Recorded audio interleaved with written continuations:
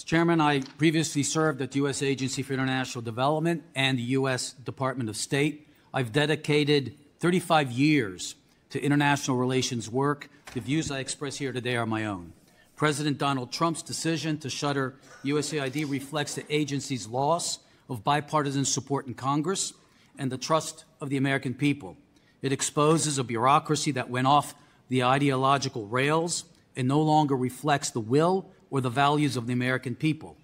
What should be and must be an effective tool of U.S. foreign policy has turned into a partisan global vehicle focused on spending money rather than achieving concrete outcomes aligned with American interests and on imposing radical social ideas that divide us at home and spur resentment abroad. They refuse to be held accountable to Congress and American taxpayers who fund them. Advocates evoke dangers to our national security, citing programs to counter communist China, protect us from the global spread of infectious diseases, and provide life-saving humanitarian aid. I understand the importance of these programs. At USAID, I co-chaired a counter-China interagency group, oversaw containment of 2 Ebola outbreaks, and led the Bureau for Humanitarian Assistance.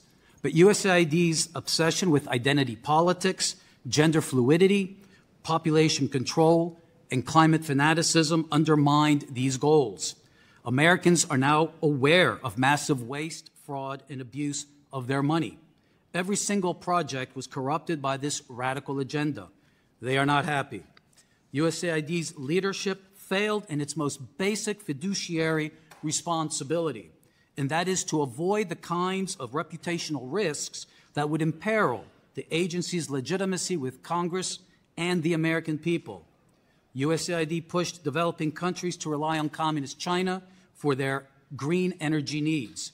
2 years ago, 131 African lawmakers and religious leaders from 13 countries implored Congress not to use PEPFAR to promote abortion, stating, "We want to express our concerns and suspicions that this funding is supporting abortion, that it violates our core beliefs concerning life, family, and religion."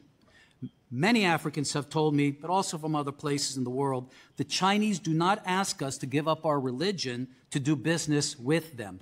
Mr. Chairman, our aid approach has severely harmed our global standing. USAID's humanitarian system is also broken.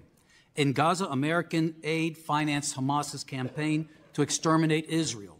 Similarly, in Afghanistan, Yemen, and Syria, where we lack physical presence to ensure that our aid is not diverted to terrorists, our aid is sustaining these war economies.